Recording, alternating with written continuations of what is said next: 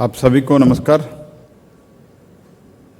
Parliament के session चल रहा है और बाकी भी कुछ डेवलपमेंट आप देख ही रहे हैं।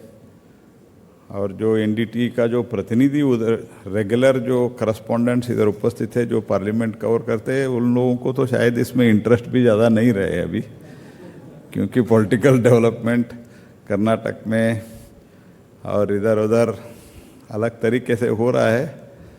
सो इसलिए और सुबह से सेशन भी बहुत हो गया है। So I do not want to take much of your time. Shri Vijay Murugesh Nirani, founder and MD of True Bioenergy, and Shri Murugesh Nirani ji, who is the former minister and entrepreneur and one of the largest producer of sugar and ethanol in the country, and all other dignitaries who are present here. I commend the True World Bioenergy and NDTV for their initiative in organizing the Green Rave 2025. They have prepared timely and meaningful platform. It is a pleasure to be with you today on the occasion of World Biofuels Day. Even with the important question related to the Parliament tomorrow, I have 2-3 questions. Of course, चलेगा नहीं चलेगा तो तैयारी तो करके रहना है। तो इसीलिए मैं उसमें ब्रीफिंग में भी बैठे थे और कुछ चर्चा चल रहा था, मीटिंग वगैरह चल रहा था, लेकिन हमारा जो यंग फ्रेंड है विजय भाई के कारण मैं इधर पहुंचा हूं। और उसके साथ ही साथ ये जो इम्पोर्टेंस है बायोफ्यूल का, बायो एनर्जी का, तो keeping that in mind I have come over here. Today, India stands among the global leaders. India is the only country which has achieved 50% of its installed capacity by non-fossil fuel. तो among the G20 countries जो 2% घटाना है, तो उसमें सिर्फ भारत ही कुछ कर रहे हैं और बहुत तेज़ी से किया है। तो एनर्जी का रिक्वायरमेंट भी ज़्यादा हो रहा है, लेकिन एनर्जी के रिक्वायरमेंट सिर्फ हम फॉसिल फ्यूल से उसका आपूर्ति करने का निर्णय न करते हुए ahead of almost 5 years we have achieved this. It is because of all your support. And our ambition is clear now, 500 gigawatt. तो 2030 तक हमारा 500 gigawatt का टारगेट है। That we want to achieve it. And I am very happy to share you also. Within this year almost we have 22 gigawatt we have already achieved. 22 gigawatt in April, May, June. That itself speaks that we may reach at least not less than 40-45 this year. तो इसका ये अर्थ है भारत सरकार बहुत इसमें गंभीर है and accordingly तो वी आर मूविंग अहेड। तो these are all the inspiration to entrepreneurs also, क्योंकि पॉलिसी चेंजेस नहीं है। 10 साल से हमारा फोकस एकदम परफेक्ट है एंड ऐसे तो हमारा जो पॉलिसी है वो ऐसा तो तो इसको डेवलप करने के लिए, मैन्युफैक्चरिंग करने के लिए we are more pro industry also, because India wants to achieve this. कई पॉलिसी पैरालिसिस, ये क्या होगा, 5 वर्ष से क्या होगा, 2 वर्ष में क्या होगा, ऐसे तो हम बायोफ्यूल में वगैरह जो हमारा टोटल सपोर्ट था, सेंट्रल फाइनेंशियल असिस्टेंस, वो ज़्यादा किया है। बाद में उसके बारे में मैं बताता हूँ। These are all the things they provide cleaner path for the energy Atmanirbharata while being deeply rooted in India's rural agricultural landscape. देखो जो भी हमने इस कारण से किया है, whatever has been done in last 10 years, 1.4%, 1.5% was the blending ethanol blending, today it has become 20%. And because of that and stable policy, तो एक तो हमारा ब्लेंडिंग भी ज़्यादा हुआ है, ब्लेंडिंग के साथ ही साथ तो फार्मर्स का जो पेमेंट है वो भी लगभग 23-24 का, it is now almost 99% clear हो गया फार्मर्स पेमेंट। और उसके साथ हमारा जो इंपोर्ट बिल वो भी कम हुआ है। Because this is all because of the हमारा जो पॉलिसी है, और वो पॉलिसी के स्टेबिलिटी के कारण at any point of time there is no question of policy paralysis which was the common practice before 2014। And that has created in a way a rural economic revolution. Our Annadatas, they are becoming Urjadata, waste is being converted into wealth. In fact, we have extended this very idea through PM Kusum scheme also, where the farmers are now producing not just crops, their fields, but also electricity. तो अभी जो इसमें हुआ है महाराष्ट्र में 16 gigawatt in PM Kusum alone, they have called for the tender. And PM Kusum is helping us to add solar capacity of almost nearly 35 gigawatt with a total central financial assistance of almost 34 or 35,000 crores. तो इतने बड़ी मात्रा में central financial assistance देके हम आगे बढ़ रहे हैं। It is empowering our farmers to become the partners in India's clean energy and India's आत्मनिर्भर एनर्जी। तो लास्ट 10 years क्रॉप प्रोडक्शन भी इंक्रीज हुआ है, फ्रॉम 246 to 354 टन हुआ है, मेट्रिक टन हुआ है।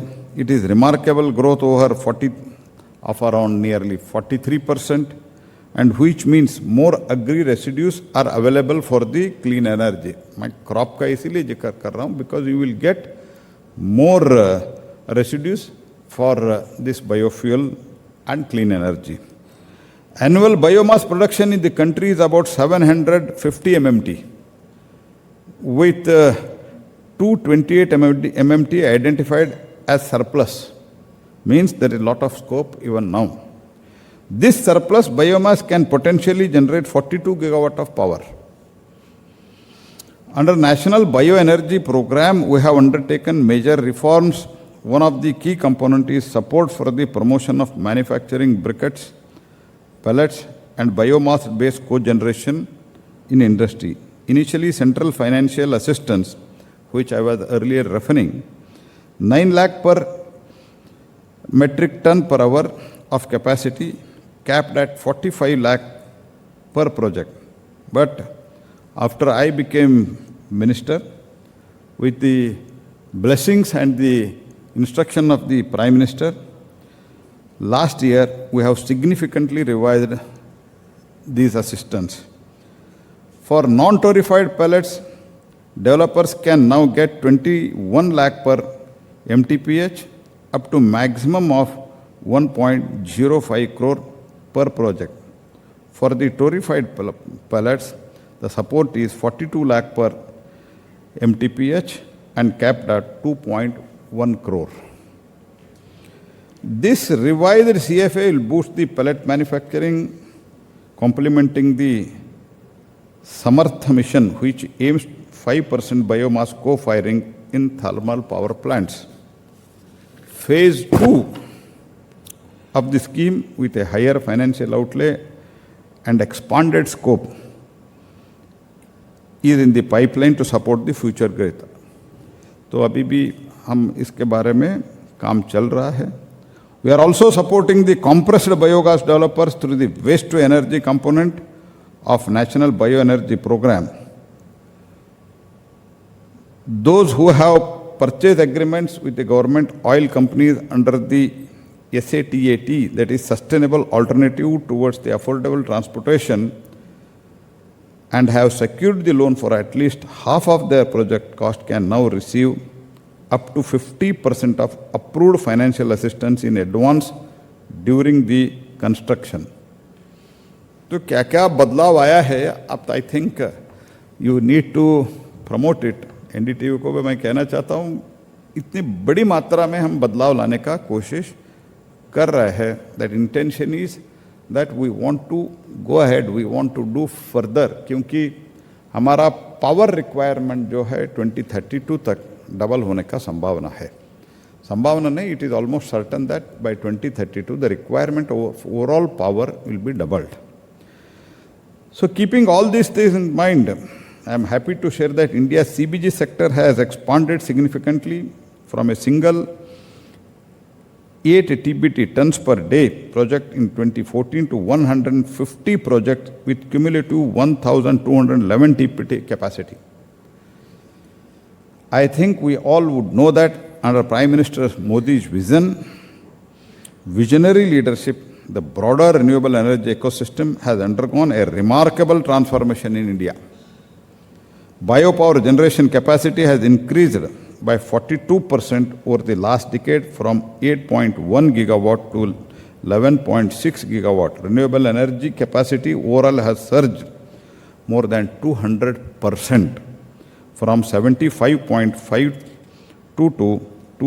in 2014 to 245 gigawatt as on date. Solar power capacity increased from 2.82 gigawatt in 2014 to almost 117 gigawatt in 2024. अभी तो और ज़्यादा हो गया है, मैं 2024 का आपको बता रहा हूँ. Marking growth of around 4,000%. Wind energy capacity rose from 21 gigawatt. तो उसमें थोड़ा कठिनाई है, वो कठिनाई को भी दूर करके, और तो थोड़ा कुछ डिफेंस के साथ हमारा बातचीत चल रहा है. तो जो भी है समस्या हम हल करने के लिए मैं स्वयं माननीय राजनाथ सिंह जी के साथ मीटिंग किया हूँ. से उसमें भी हम और तेज़ी से काम करने का निर्णय करके आगे बढ़ रहा है. तो in spite of that, from 21 gigawatt in 2014, today it is almost 52 gigawatt. Solar module manufacturing न के बराबर था. Today it is 91 gigawatt and very shortly will be 100 gigawatt. Very shortly. तो 100 gigawatt module manufacturing in India, तो ये कोई भी इसके जब तब हम बोलते थे 2014 में जब हम सुनते थे, एंड 2019 में जब मैं कोयला मंत्री बन गया तब इसका चर्चा, क्योंकि कोयला इज़ ऑलमोस्ट लाइक आधा थर्मल पावर का जो विषय है हमारा पास आता है. ए भाई, तुम्हारा भाषण सुनना है, मेरा मैं भाषण करना, यार बंद करो यार.